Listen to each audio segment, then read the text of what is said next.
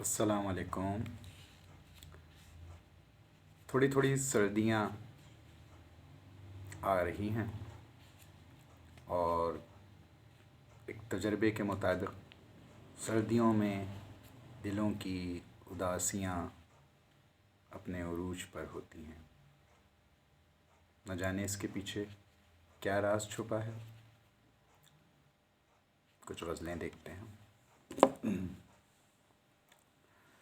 وصل و فصل کی ہر منزل میں شامل ایک مجبوری تھی، تجھ سے ملتے تو کیا ملتے، خود سے بھی مہجوری تھی۔ وصل کے سارے لمحے جھوٹے، ملنا قرض جدائی تھا، ساتھ ہمارے پہلو بپہلو قرب کے بھیس میں دوری تھی۔ آہوں کی تعمیریں کی تھیں، صبر کے باغ لگائے تھے، شہر وفا میں محنت جاں کی روز نئی مزدوری تھی۔ باتیں لاکھوں کچھ بھی کہیے، لیکن اس کے بعد یہ فکر، جانے کیا کہنا بھولے ہیں، کوئی بات ضروری تھی۔ قصہ چھیڑا مہر و وفا کا اول شب ان آنکھوں نے، رات کٹی اور عمر گزاری پھر بھی بات ادھوری تھی۔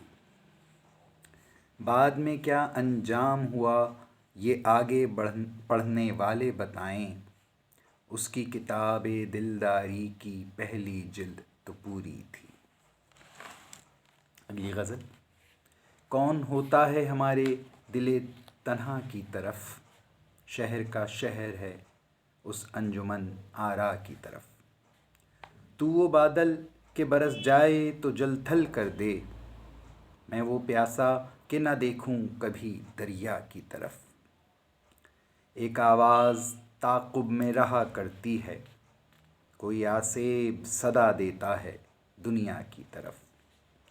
قافلے روز چلے جاتے ہیں، گرد اڑتی ہے، شہر آباد ہوا ہے کوئی صحرا کی طرف۔ یہ شہر آباد ہوا ہے کوئی صحرا کی طرف، یہ شعر پڑھتے ہی میرے ذہن میں سعادت حسن منٹو کا افسانہ آنندی آ گیا، جس میں آپ سب جانتے ہی ہیں کہ دکھایا گیا ہے کہ کچھ لوگ ایک کمرے میں ایک کانفرنس منعقد کرتے ہیں، جس میں یہ کہا جاتا ہے کہ جناب ہم لوگ شریف لوگ ہیں اور یہاں پر کچھ طوائفیں جو ہے وہ آ گئی ہیں اور برائی پھیلا رہی ہیں، جنہیں جلد از جلد یہاں سے نکالا جانا چاہیے وغیرہ وغیرہ۔ پھر ان کو وہاں سے نکال باہر کر دیا جاتا ہے اور پھر وہ ایک نئی جگہ جا کے رفتہ رفتہ آباد ہونے لگتی ہیں۔ ان کے جانے سے ہی بالکل ایسے ہی مطلب ویرانوں میں اور ایسی جہاں پہ بہت کم آبادی ہو یا نہ ہونے کے برابر ہو، ایسی جگہوں پہ وہ رہائش اختیار کر لیتی ہیں اور پھر رفتہ رفتہ وہاں ان کو دیکھتے ہوئے کچھ لوگ اپنے کام یا کاروبار جمانے لگتے ہیں۔ مثال کے طور پہ چائے والا آ جاتا ہے، سبزی والا آ جاتا ہے اور دیگر اشیاء ضرورت استعمال کی چیزوں والے وہاں یہ سوچ کے کہ یہ ایک نئی آبادی ہے اور یہاں ابھی کم لوگ ہیں، لہٰذا یہاں زیادہ مواقع ہیں کاروبار کے یا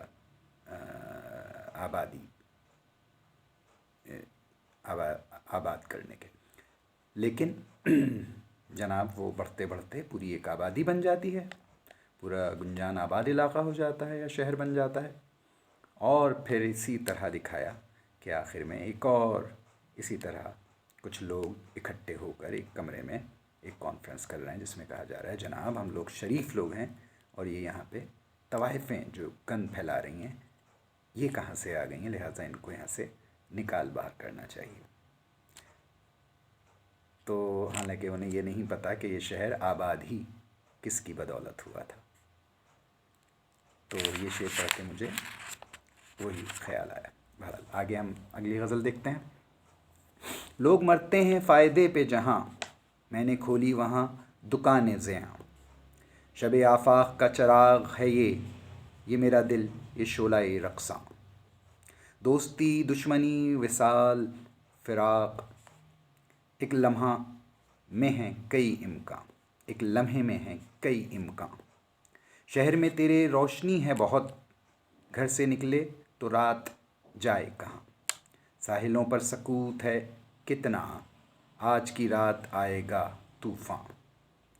لوگ کچھ دیر آ کے ٹھہرے تھے، یہ جگہ اور ہو گئی ویراں۔ بالکل ایسا ہی ہوتا ہے، کوئی جگہ ہمیشہ سے ویران ہو تو اس ویرانیت کے کوئی معنی نہیں ہوتے، لیکن اگر کسی جگہ نے رونقیں دیکھی ہوں اور بعد میں ویران ہوئی ہو تو وہ تڑپا دینے والی کیفیت ہوتی ہے۔ اے حرف اعتبار میں سچ بولتا رہوں، بچوں کی طرح ناز صداقت کیے بغیر۔ میں آئینہ نہیں ہوں پہ آئینے کی طرح، دنیا کے روبرو ہوں رعایت کیے بغیر۔ آسودۂ بہار ہوں مانندے بوئے گل، لالچ کیے بغیر قناعت کیے بغیر۔ یہ زندگی بھی کیا ہے کہ زندہ ہے آدمی، نفرت کیے بغیر محبت کیے بغیر۔ بہت خوب۔ یہ زندگی بھی کیا ہے کہ زندہ ہے آدمی، نفرت کیے بغیر محبت کیے بغیر۔ میں چاہتا ہوں صبر کی قوت کو جاننا، دنیا تو کیا خدا سے شکایت کیے بغیر۔ کیا دور ہے سلیم کہ چلتا نہیں ہے کام، توہین اعتبار شرافت کیے بغیر۔ آسودۂ مزاجی طلب ہوں، دریا ہوں اگرچہ تشنہ لب ہوں۔ میں غیر کی فتح چاہتا تھا، خود اپنی شکست کا سبب ہوں۔ سب مجھ کو جلا کے سو گئے ہیں، میں ایک چراغ نیم شب ہوں۔ ٹھہر جاتے ہیں کہ آداب سفر جانتے ہیں، ورنہ منزل کو بھی ہم راہ گزر جانتے ہیں۔ نامرادان محبت کو حقارت سے نہ دیکھ، نامرادان محبت کو حقارت سے نہ دیکھ، یہ بڑے لوگ ہیں جینے کا ہنر جانتے ہیں۔ شرط ویرانی سے واقف ہی نہیں شہر کے لوگ، شرط ویرانی سے واقف ہی نہیں شہر کے لوگ، در و دیوار بنا کر اسے گھر جانتے ہیں۔ دیکھ اے دست عطا تیری غلط بخشی کو، دیکھ اے دست عطا تیری غلط بخشی کو، یہ الگ بات کہ ہم چپ ہیں مگر جانتے ہیں۔ یہ الگ بات کہ ہم چپ ہیں مگر جانتے ہیں۔ ان کو تسکین حضر دے کہ تیرے خانہ بدوش، گھر کو منجملائے اسباب سفر جانتے ہیں۔ ہر طرف مارکۂ سود و زیاں جاری ہے، ہر طرف مارکۂ سود و زیاں جاری ہے، دست خالی کو سلیم اپنی سپر جانتے ہیں۔ خود اپنی ذات میں پیکار کفر و دین ہوں میں، گماں ہوں وہم ہوں تشکیک ہوں یقین ہوں میں بے نیاز ہوں محروم مدعا نہ سمجھ، کہ ایک دست طلب زیر آستین ہوں میں۔ سفر تمہاری ہی جانب ہے کوئی منزل ہو، تمہارے نام سے منسوب ہوں کہیں ہوں میں۔ جسے اجاڑ گئے اس کی بستیوں والے، خود اپنے لوگوں سے محروم سرزمیں ہوں میں۔ ہر ایک سمت سے پڑتی ہے کشت و شے مجھ کو، سلیم خانہ شطرنج میں مکی ہوں میں۔ زندگی کبھی اتنی بے اعتبار ہو جاتی ہے، اتنی سنگ دل ہو جاتی ہے کہ انسان کو لگتا ہے کہ میں وہ بد نصیب ہوں جسے ہر طرف سے پریشانیوں نے گھیر رکھا ہے، جسے ہر طرف سے ہار دکھائی دے رہی ہے، اور یہ چیز اس کو اکثر مایوسی کی طرف لے جاتی ہے۔ لیکن ایسی صورتحال میں بھی مایوسی ہمارے دین میں منع ہے، کفر ہے۔ منزل کا پتہ ہے نہ کسی راہ گزر کا، بس ایک تھکن ہے کہ جو حاصل ہے سفر کا۔ مدت سے خدا بھی نہیں آیا میرے دل میں، بچوں کی طرح بھول گیا راستہ گھر کا۔ اس راز کو اے تشنہ لباں فاش نہ کرنا، یہ سامنے دریا ہے کہ دھوکا ہے نظر کا۔ اس راہ سکون میں تو سلیم آئے نہیں تھے، معلوم نہیں آج ارادہ ہے کدھر کا۔ کمی تو گرمی گفتار میں نہیں آئی، مگر وہ بات جو اظہار میں نہیں آئی۔ جو موجے رقص جنوں بے قرار ہے مجھ میں، وہ تیری شوخی رفتار میں نہیں آئی۔ بنا دے توڑ کے مجھ کو ابھی وہ صفا کی، مزاج یار کم آزار میں نہیں آئی۔ ہم ہی نہ ٹھہرے یہ کچھ اور بات ہے ورنہ، کمی اس آنکھ کے اسرار میں نہیں آئی۔